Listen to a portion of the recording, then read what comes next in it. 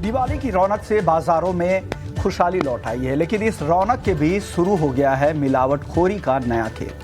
मिठाई हो, मावा हो, पनीर हो, घी हो, त्योहारों की हर थाली में अब शक की एक परत चढ़ गई है। देश भर के कई राज्यों में नकली मिठाइयों और फूड आइटम्स का भंडाफोड़ हो चुका है। यूपी, एमपी, बिहार से लेकर राजस्थान तक मिलावटखोर काफी एक्टिव हो चुके हैं। फूड सेफ्टी डिपार्टमेंट की रेड्स जारी हैं, लेकिन सवाल ये है कि क्या हम खुद सतर्क हैं? आज हम बताएंगे कि कैसे पहचाने असली और नकली घी, मावा और पनीर को कैसे आप फर्क कर सकते हैं कि असली है या ये नकली। क्यों ये मिलावट आपके दिल, पेट और इम्यूनिटी तक को नुकसान पहुंचा सकती है, इसी पे आज हम चर्चा करेंगे। मिलावट से कैसे आप सावधान रहें, क्योंकि इस दिवाली मिठास में मिलावट नहीं, सच्चाई की चमक जरूरी है। लेकिन बड़े सवाल ये है कि पनीर और घी में मिलावट कैसे विश्वास करें कि लोगों की थाली सुरक्षित है। क्या आम लोग जानते हैं कि मिलावट की शिकायत कहां और कैसे करें? क्या सरकार को मिलावटखोरों पर और कठोर कार्रवाई करनी चाहिए? क्या भारत में मिलावट पकड़ने के लिए टेक्नोलॉजी पर्याप्त रूप से इस्तेमाल हो रही है? और आखिरी सवाल ये है, क्या जागरूकता, जिम्मेदारी और सख्ती, क्या तीनों मिलकर ही समाधान ला सकते हैं? इसी पे हम चर्चा करेंगे। हमारे साथ मेहमानों का एक खास पैनल है। सबसे पहले उनसे परिचय करवा दूं। हमारे साथ प्रदीप चक्रवर्ती हैं, पूर्व डायरेक्टर है FSSAI के। डॉक्टर ए माधवन है, पूर्व डायरेक्टर है FSSAI के। हमारे साथ बेजौन कुमार मिश्रा हैं, कंज्यूमर राइट एक्टिविस्ट हैं।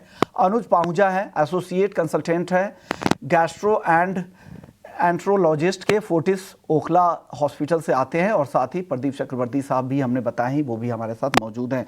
एक एक करके आप सभी मेहमानों के पास आएंगे। सबसे पहले अनुज पाहुजा जी, आपके पास। डॉक्टर साहब, मिलावटी घी हो या पनीर हो या मिठाई हो, इससे शरीर पर तत्काल तौर पर क्या असर पड़ता है? अगर मिलावट वाले अगर आप इस तरह के खाना खाते हैं तो क्या तत्काल तौर पर आपके बॉडी किस तरह से रिएक्ट करती है? कॉमन एडल्ट्रेंट्स जो मिलावट डालते हैं पनीर में, उसमें डिटर्जेंट्स, केमिकल प्रोडक्ट्स और अदर आधुनिक सब्सटेंसेस डाले जाते हैं, जिससे पेट में आंतड़ियों में डैमेज होना, लूज मोशन होना, इन्फेक्शन होना और पेट में दर्द होना, ये कॉमन है। और जो हम पनीर खा रहे हैं, हम बेसिकली पनीर प्रोटीन इंटेक के लिए खा रहे हैं, लेकिन वो चीज़ अगर एडल्ट्रेटेड है तो हमें वो प्रोटीन भी नहीं मिलेगा उससे। तो कॉमनली हमारे को पेशेंट्स मिलते हैं जो रात को पेट दर्द के साथ आते हैं, रिसेंट पनीर खाया होता है एंड मेनी टाइम्स वो एडल्ट्रेटेड होता है, जिसकी वजह से ये सिम्टम्स आ सकते हैं। अगर आपको पनीर खाने के तुरंत बाद लूज मोशन लग जाए, पेट दर्द होना और केमिकल अगर मिला हुआ है और वो लॉन्ग टर्म अगर हम खा रहे हैं, तो उसमें लॉन्ग टर्म डैमेज होने का भी खतरा रहता है, जिसमें लिवर, किडनीज पे भी असर पड़ सकता है। में आपके लिवर, किडनी पर भी असर पड़ सकता है, ये एक बड़ी चिंता है। और क्या, लेकिन डॉक्टर साहब, डॉक्टर पाहुजा, क्या बच्चों और बुजुर्गों पर इसका असर ज्यादा गंभीर हो सकता है? बुजुर्ग ऐसे सिम्टम्स से ज्यादा जल्दी पीड़ित हो जाते हैं और उनको कई बार हॉस्पिटल में एडमिट भी करना पड़ता है, क्योंकि बच्चे और बुजुर्ग की आंतड़ियां ज्यादा सेंसिटिव होती हैं। ठीक है, इसीलिए पनीर जो भी खाएं, हमेशा FSSAI का ट्रेडमार्क चेक करें जहां से भी खरीद रहे हैं। और अगर मार्केट से खा रहे हैं तो अच्छी जगह पे खाएं, जहां पे अगर आपको ट्रस्ट हो कि जहां पे पनीर सही जगह का यूज हो रहा है। डॉक्टर साहब, एक और आपसे सवाल करेंगे, फिर मैं बाकी मेहमानों से भी सवाल का सिलसिला शुरू करूंगा। डॉक्टर पाहुजा, आपसे मेरा सवाल कि कौन कौन से शुरुआती लक्षण हैं जिनसे पता चले कि कुछ मिलावटी चीज आप खा रहे हैं? सिंपल एज दैट, अगर एक कस्टमर एक पनीर खा रहा है, अगर उसको गलत टेस्ट आ रहा है, अगर पनीर ज्यादा रबड़ी लग रहा है, यूजुअली पनीर में स्वीटी ऑर्डर होता है और जल्दी टूट जाता है। अगर चबाने में ज्यादा रबड़ी लग रहा है तो ऐसे शक हो सकता है कि पनीर गड़बड़ है।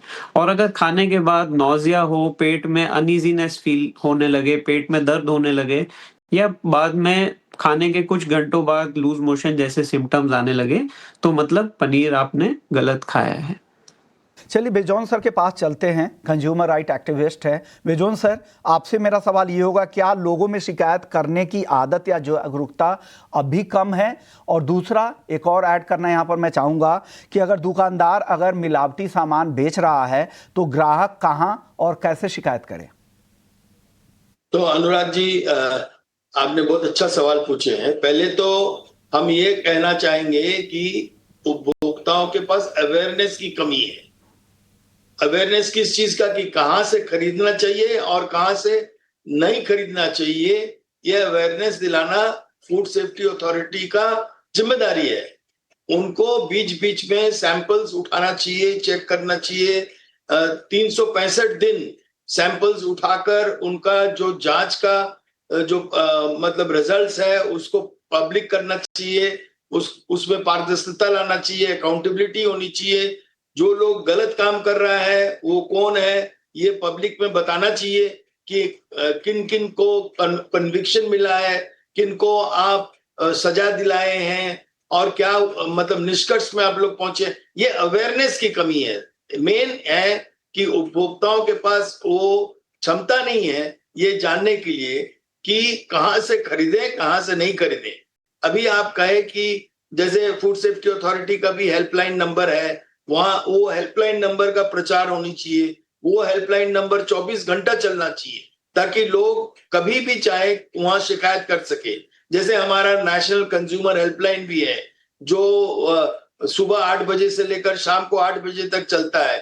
हम बराबर सरकार को ये कह रहे हैं हेल्पलाइन नंबर 24 घंटा चलना चाहिए, क्योंकि कभी भी जब भी लोगों को शक हो वो तुरंत इसको रिपोर्ट करें और उस पर कार्रवाई शुरू हो। जैसे हमारे 100 नंबर है जो हम लोग इमीडिएटली पुलिस हेल्प पे मांगते हैं और हम लोग प्राप्त भी करते हैं। तो इसी ढंग से जो मिलावटी सामान जो खाद्य जो जैसे हम डॉक्टर साहब से अभी सुने कि कितना नुकसान पहुंचाता है इन लोगों को, उनके सेहत के लिए कितने उनके मतलब उनको कर्जा लेकर संपत्ति बेचकर अपना ट्रीटमेंट कराना पड़ता है। इमरजेंसी हो जाता है घर में, कभी कभी लाइफ भी चले जाते हैं लोगों का। तो ये सीरियस इशू है जिसको लेकर केवल दिवाली के टाइम में रेड्स होना जरूरी नहीं है। हम तो सोचते हैं कि 365 दिन लोगों को ऐसा अलर्ट रखना चाहिए कि लोग शिकायत करें, लोगों तक एक भरोसा दिलाएं कि आप शिकायत करने से उसका निष्कासन होता है, उसका सुनवाई होता है और ये 24 घंटा चलना चाहिए। क्यों केवल एक टाइम से 365 दिन चलना चाहिए? क्योंकि ये खाने पीने का और आपके सेहत से जुड़ा हुआ मामला है, पूरे हर समय चलना चाहिए ये, क्योंकि केवल आपको त्योहारी सीजन में ही, पूरे साल भी तो काफ़ी जगह ऐसे होंगे, काफ़ी ऐसे प्रोडक्ट होंगे जहां पे लगातार मिलावट होती रहती है। तो और उसके खिलाफ इस तरह की सज़ा भी होनी चाहिए कि दोबारा कोई अगर इस तरह की गलती करता है, इस तरह की मिलावट खोरी में शामिल है, तो दोबारा ना करे। एक और बेजॉन सर आपसे एक और सवाल होगा, त्योहारों में लो कॉस्ट प्रोडक्ट, बड़े बड़े ऑफर, डिस्काउंट के ऊपर काफ़ी आकर्षित होते हैं। पहनने वाली चीज़ें तो ठीक है, कोई ज़्यादा चिंता करने की बात नहीं है, आप लो कॉस्ट बड़े ऑफर्स के पीछे भागे, लेकिन खाने की चीज़ में 50% दे रहे हैं, एक के साथ एक फ्री दे रहे हैं। फिर कितना अलर्ट होना चाहिए? क्या शक के नज़र से उन प्रोडक्ट्स को देखना चाहिए जो खाने पीने वाली चीज़ें हैं?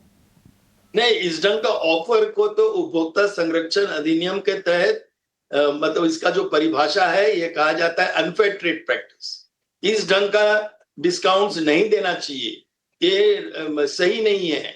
और अथॉरिटीज को, food safety authority, department of consumer affairs, state government के जितने रेगुलेटर्स हैं, सारे लोगों को इस ढंग का विज्ञापन या इस ढंग के भ्रामक रूप से लोगों को ललचाना ये तुरंत बंद करवाना चाहिए। इनफैक्ट आप बहुत बिल्कुल सही बोले हैं अनुराग जी की खाने का पदार्थ में क्यों ये सब डिस्काउंट दिखा रहा है, जो एक्चुअल रिटेल प्राइस है जिसमें लोगों को विश्वास होगा कि हम सही कीमत दे रहे हैं, वही दिखाना चाहिए, वही बताना चाहिए। और यदि लोग इस ढंग का मतलब अनएथिकल ट्रेड प्रैक्टिस अडॉप्ट कर रहा है तो उनके ऊपर बहुत सख्त कार्रवाई होनी चाहिए ताकि इस ढंग का विज्ञापन नहीं आए। और हमको एक्चुअली आपका चैनल इसलिए अच्छा लगता है क्योंकि आप बराबर उपभोक्ता जागरूकता को लेकर यहाँ चर्चा करते हैं और हम समझते हैं कि जी बिल्कुल अहम मुद्दा भी है सर, हम लोगों के हित की बात करते हैं और आपको भी शुक्रिया करना चाहेंगे क्योंकि आप भी लगातार आते हैं, हमें जागरूक करते हैं। और सर मैं अनुराग नहीं, अनुराग मेरा सहयोगी है, मैं विश्वमोहन हूं, हमारे साथ अच्छा, हमको कहा गया पूरा एंकर है। Sorry sorry. कोई बात नहीं सर, अहम मुद्दा जो है उस पर चर्चा करना ज्यादा जरूरी है। हमारे साथ प्रदीप चक्रवर्ती साहब भी हैं, पूर्व डायरेक्टर है एफएसएसएआई के। सर बहुत बहुत शुक्रिया, पहले शुक्रिया करेंगे आपका कि आप आए, हमारे दर्शकों को आप जागरूक करेंगे। सर आपसे मेरा सवाल ये है कि अगर हर साल दिवाली पर मिलावट के मामले सामने आते हैं तो क्या एफएसएसएआई के पास कोई फेस्टिव सीजन स्पेशल ड्राइव भी होती है क्या? जब इस तरह के मामले ज्यादा आते हैं तो खास तौर पे अब लोग किसी और तरह की एक्शन लेते हैं क्या? कोई स्पेशल खास चीजें करते हैं क्या? देखिए, फेस्टिव सीजन में डिमांड बहुत ज्यादा होता है, लेकिन सप्लाई तो उतना ही रहता है, तो इसलिए मिलावटखोरी का चांसेस ज्यादा होता है।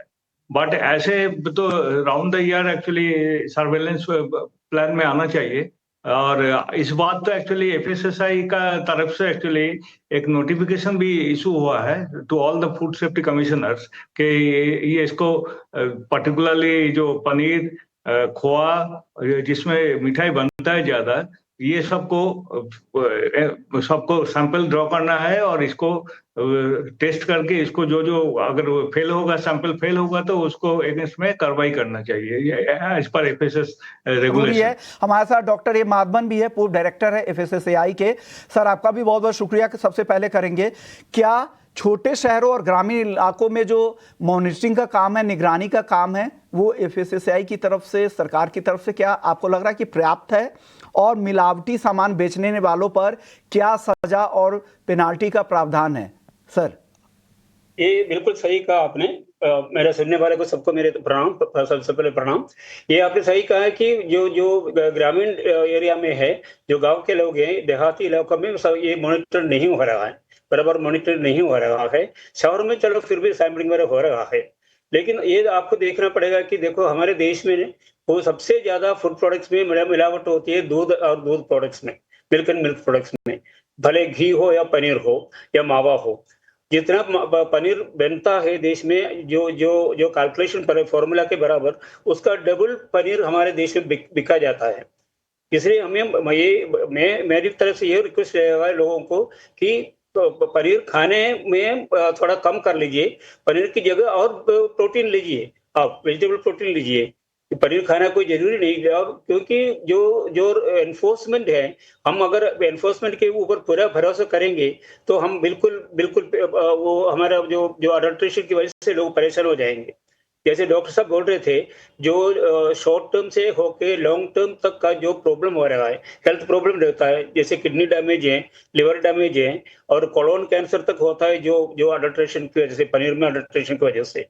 इसको हमें बिल्कुल ध्यान से पढ़ना पड़ेगा, ध्यान से रखना पड़ेगा, ध्यान से आपको सावधान करना पड़ेगा लोगों को। मेरी तरफ से यही लोगों से आप लोग, हम लोग कर ही रहे हैं, हमारी कोशिश भी वही है। लेकिन सर इसके खिलाफ, जो इस तरह के सामान बेचते हैं, उनके खिलाफ सजा और पेनाल्टी का क्या प्रावधान है?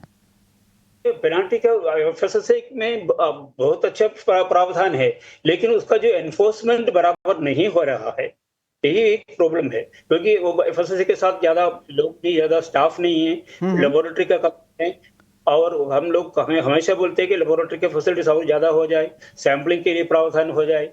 इसका इनकी कमी बहुत सारा है हमारे पास। ओके, यानी काफी ड्रॉबैक्स है। लेकिन इसके बाद भी एफएसएसएआई के पास सर कोई रियल टाइम ट्रैकिंग सिस्टम है क्या, जिससे मिलावटखोर हैं उन पर तुरंत एक्शन लिया जा सके? डॉक्टर माधवन, ये सिस्टम तो है, but practically it doesn't happen. मेरा कहना यही है, बहुत सारा गैप है। सर ये गैप क्यों क्रिएट हो गया इतने दिनों में? ये इस गैप को फुलफिल क्यों नहीं हो पा रहा है? मैं किसी इंडिविजुअल पे यहाँ पे नहीं सवाल उठा रहा हूँ, इस सिस्टम पे सर सवाल है। नहीं, इसका तो बहुत सारे कारण है। एक तो फाइनेंशियल प्रॉब्लम से और जो एडमिनिस्ट्रेटिव प्रॉब्लम से, और क्योंकि ज्यादातर एनफोर्समेंट स्टेट गवर्नमेंट के पास है, सेंट्रल गवर्नमेंट के पास नहीं है। क्योंकि एनफोर्समेंट बेसिकली ग्राउंड लेवल पर स्टेट गवर्नमेंट का होता है। इसमें बहुत सारा गैप है। मैंने देखा है कई स्टेट में एफएसएस का कमी है, एफएसएस का ही नहीं। बहुत सारे जहाँ 100 लोग होना चाहिए, वहां तो 20 लोग या 25 लोग होते हैं। तो ये एक सवाल मैं चक्रवर्ती साहब से भी पूछ लेता हूँ। प्रदीप चक्रवर्ती जी, क्या राज्य सरकार और सेंट्रल एजेंसी के बीच आपको लगता है कि कोऑर्डिनेशन की कमी है और ये एक बड़ी दिक्कत है, जो डॉक्टर माधवन भी कह रहे हैं? कोऑर्डिनेशन का कमी नहीं है, लेकिन ज्यादा से ज्यादा स्टेट फूड सेफ्टी डिपार्टमेंट के पास वो इंफ्रास्ट्रक्चर नहीं है और ओके। फाइनेंशियल स्ट्रेंथ भी बहुत कम होता है। तो बट किस तरह जैसे की इंफ्रा महाराष्ट्र, बनाने की गुजरात, जरूरत है सर? किस तरह की इंफ्रा की बनाने का जरूरत है? जरूरत है। बट कुछ कुछ स्टेट में जैसे महाराष्ट्र, गुजरात, उत्तर प्रदेश एंड ये जो राजस्थान, ये सब इस बात को काफी सैंपल भी ड्रॉ किया और कॉन्फिस्केट भी किया है काफी सारी प्रोडक्ट्स। और इसके इसके इसके इसमें एक्चुअली दो चीज है। एक है सबस्टैंडर्ड फूड। अगर दूध में अगर पानी मिला दीजिए तो दूध सबस्टैंडर्ड हो जाता। बट सबस्टैंडर्ड फूड के लिए भी एक्चुअली हमारा जो सेक्शन 51 जो है FSS एक्ट 2006 में, उसमें ये प्रोविजन है कि 5 साल का 5 लाख तक जुर्माना हो सकता है। और अगर अनसेफ जो है, अनसेफ फूड जो है वो पनिशमेंट काफी ज्यादा है, उसमें इम्प्रिजनमेंट का भी प्रोविजन है। लेकिन सर तो क्या ये सब वो provision है। इम्प्रिजनमेंट, क्या वो सजा मिलती है, इतना जुर्माना लगता है, या बीच में कुछ काम हो जाता है बच बचा के और वो निकल जाते हैं उस सजा से, वो बच जाते हैं, इसलिए बार बार इस तरह की दिक्कतें हैं? एक तो ये सवाल है चक्रवर्ती साहब आपसे, और दूसरा आपको क्या लगता है कि नकली मिठाई या डेयरी प्रोडक्ट्स बनाने वाले का सिंडिकेट्स इतना ज़्यादा संगठित और मजबूत है कि इसे आप एक फूड माफिया का नेटवर्क भी मान सकते हैं? नहीं, देखिए इस बार तो काफी इन्फोर्समेंट शुरू हो गया है। राजस्थान और यूपी में तो काफी क्वांटिटी कॉन्फिस्केट भी हुआ है और डिस्ट्रॉय भी कर दिया है। तो ऐसा अगर चलेगा और ये थोड़ा जागरूकता आएगा, जो इंफॉर्मेशन एजुकेशन एंड कम्युनिकेशन, हमारा एक सेल है, डिवीजन है एक्चुअली FSSAI में, IEC। तो हाँ। उसमें एक्चुअली वो हम लोग को काफी जागरूकता के लिए करना चाहिए। और इसका साथ वो एक साथ में एनफोर्समेंट भी होना चाहिए। अगर सही ढंग से होगा तो इसमें बहुत कमी आ जाएगा। ओके, चलिए बेजौन सर के पास चलते हैं। एक सवाल बेजौन सर आपसे मेरा ये होगा कि क्या आपको लगता है कि फूड मिलावट को सिर्फ रेगुलेशन से नहीं, यहाँ पर सोशल मूवमेंट बनाना होगा, तब लोग ज्यादा से ज्यादा जागरूक होंगे और ये जिम्मेदारी सबको निभानी पड़ेगी? जी, विश्व मोहन जी, ऐसा है कि कोई भी चीज में यदि आप एक जागरूकता लाएंगे, एक मूवमेंट क्रिएट करेंगे, पहले तो उनका तंत्र को आपको एक सक्रिय रूप देना चाहिए। क्योंकि आप जागरूक करते हैं, तंत्र सक्रिय रूप नहीं है, तो नेचुरली लोग और डिसअपॉइंटेड हो जाएंगे। तो हम तो ये कहेंगे कि स्टेट गवर्नमेंट्स में और भी लोगों को नियुक्त करना चाहिए। मतलब इस ढंग का सैंपलिंग होनी चाहिए कि हर एक समय लोग डरे, एक डर पैदा हो। ये 5 लाख क्या होता है? लोग तो करोड़ों रुपया कमा ले रहे हैं, आप उनसे 5 लाख रुपया मांग रहे हो, वो मुस्कुराते हुए देते हुए चले जाते हैं और वही काम को कंटिन्यू करते हैं।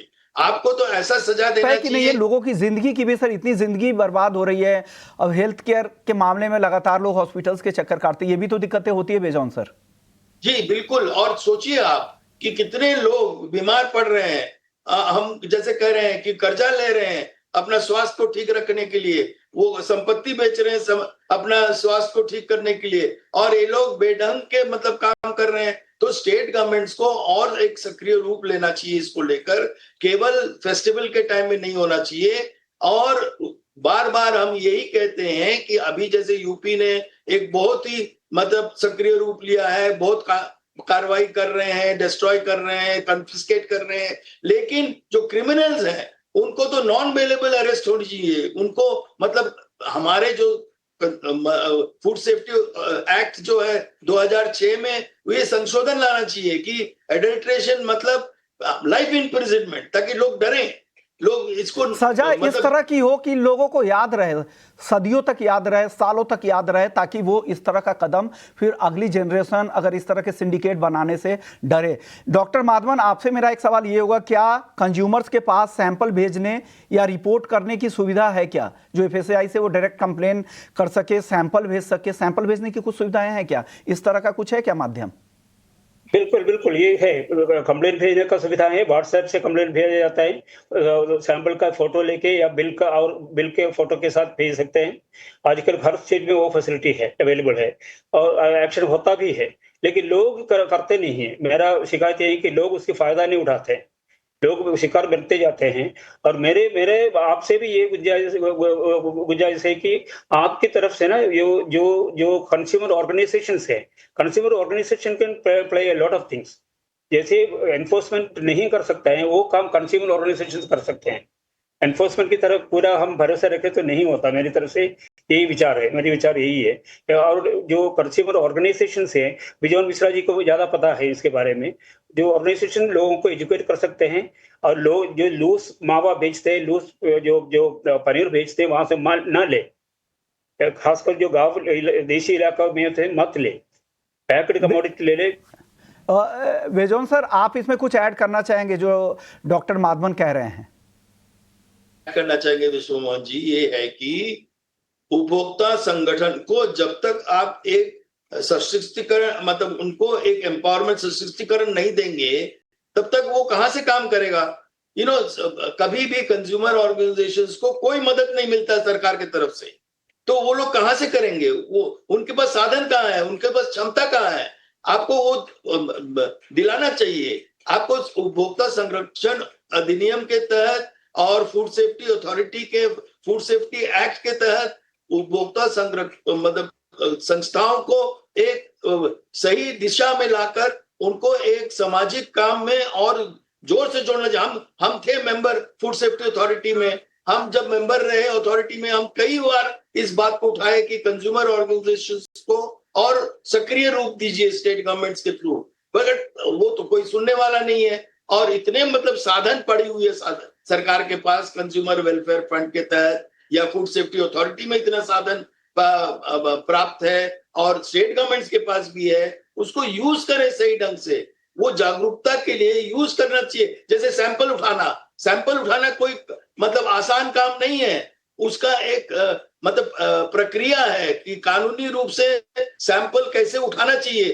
तभी यदि उसमें एडल्ट्रेशन पाएंगे तो उनको सजा मिलेगा। आप ऐसे ही एक फोटो खींच के भेज देंगे तो उससे नहीं होगा, कोर्ट नहीं देंगे सजा।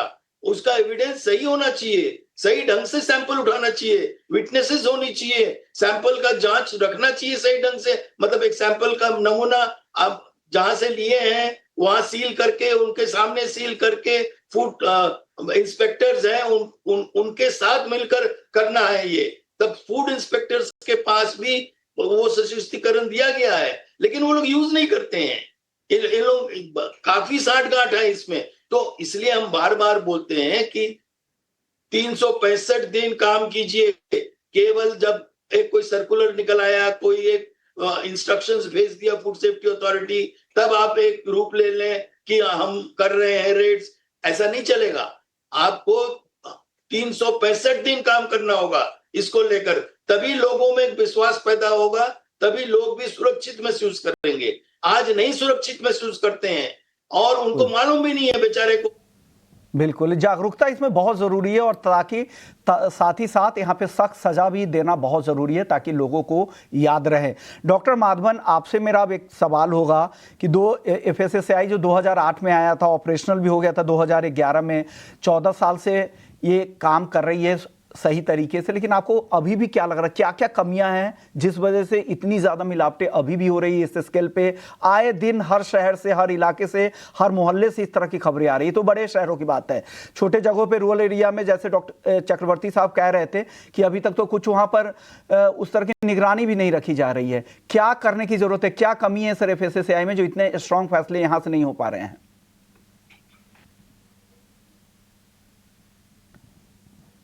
डॉक्टर माधवन, आपसे मेरा सवाल था।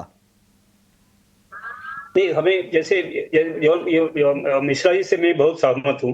गवर्नमेंट, सेंट्रल गवर्नमेंट को क्या चाहिए कि जो इंडिपेंडेंट एजेंसी से, जो कंज्यूमर ऑर्गेनाइजेशन से, उनको एम्पावर होना चाहिए, एम्पावर करके रखना चाहिए, छोड़ना चाहिए। ये नहीं हो रहा है क्योंकि ये जो कंज्यूमर ऑर्गेनाइजेशंस और जो फूड डिपार्टमेंट FSSAI डिविजन है, ये कदम से कदम मिलकर चलना चाहिए, आगे चलना चाहिए, तभी सोसाइटी में फायदा होगा। एक FSO मिलके, एक या 2 FSOs पूरे डिस्ट्रिक्ट में घूम रहे हैं, उसे कोई फायदा नहीं मिल रहा है आजकल। हेल्थ इंस्पेक्टर से बड़े कोई कंट्रीब्यूशन नहीं हो रहा है, सोसाइटी को कंट्रीब्यूशन नहीं हो रहा है। ओके, तो इसके लिए हमें कुछ सोच समझ के काम करना चाहिए। It should be a universal thing.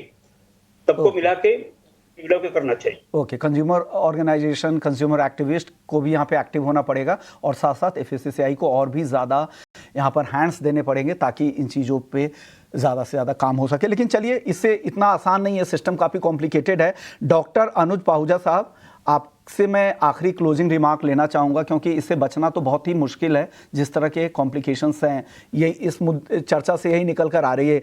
ऐसे में इस मौसम में इम्यूनिटी को मजबूत करने के लिए आप क्या एडवाइस देंगे, क्या डाइट एडवाइस देंगे? ऐसे मौसम में या ऑल मौसम में इम्यूनिटी को स्ट्रांग रखने के लिए अपने न्यूट्रिशन को अच्छा रखना बहुत जरूरी है। हाई प्रोटीन बैलेंस डाइट खाएं। प्रोटीन इंटेक, हमारे देश में ज्यादातर वेजिटेरियन लोग हैं। अगर प्रोटीन पनीर से नहीं फुलफिल हो रहा तो दही, दूध, योगर्ट, चने, दाल, ऐसी चीजों पे फोकस करें। सोया भी बहुत अच्छा सोर्स ऑफ प्रोटीन है, प्रोटीन लेना बहुत जरूरी है। रही बात पनीर की, अगर आपको शक है कि आपका पनीर ठीक नहीं है तो आप घर में भी उसका टेस्ट कर सकते हैं और FSSAI को कंप्लेंट दे सकते हैं। स्टार्च टेस्ट होता है, सिंपल टेस्ट होता है कि आप उसको वॉश करके बॉईल करें। बॉईल करने के बाद आयोडीन डालें। बॉईल करने के बाद आयोडीन डालने के बाद अगर उसका कलर चेंज हो जाता है तो हो सकता है कि आपका प्रोटीन एडल्ट्रेटेड हो, तो आप FSSAI में कंप्लेंट डाल सकते हैं। अपने trustworthy protein supplier, paneer supplier से लें पनीर, या फिर FSSAI ट्रेडमार्क वाले ही पनीर खरीदें। जहाँ पे, या एक चीज़ यही भी कर सकते हैं, ऐसी जो प्रोटीन वाली चीज़ें ऐसी खाएं जहाँ पे मिलावट की कम गुंजाइश हो, ये ध्यान रखें। नहीं तो आप ट्रस्टवर्दी जो ऐसे जिसे हमेशा आप लेते आ रहे हैं, फैमिली शॉप हो, उस तरह के जगहों से भी आप खरीदारी कर सकते हैं। शुक्रिया करेंगे आप सभी मेहमानों का, लेकिन जाने से पहले त्योहारों की खुशियाँ तभी पूरी होंगी जब सेहत भी सलामत रहे। थोड़ी सी सतर्कता, थोड़ी सी समझदारी और मिलावटखोरों को मात दी जा सकती है। घी हो, मावा हो या पनीर, खरीदते वक्त सिर्फ ब्रांड नहीं, क्वालिटी चेक जरूर करें। अगर शक है तो शिकायत करें FSSAI के हेल्पलाइन नंबर पर। याद रखिए, दिवाली मिठास की है, मिलावट की नहीं। सजाए घर, रोशन करें, लेकिन अपने खाने में सच की प्योरिटी को बनाए रखें। इसी नोट पर आपसे भी मेहमानों का बहुत बहुत शुक्रिया। नमस्कार।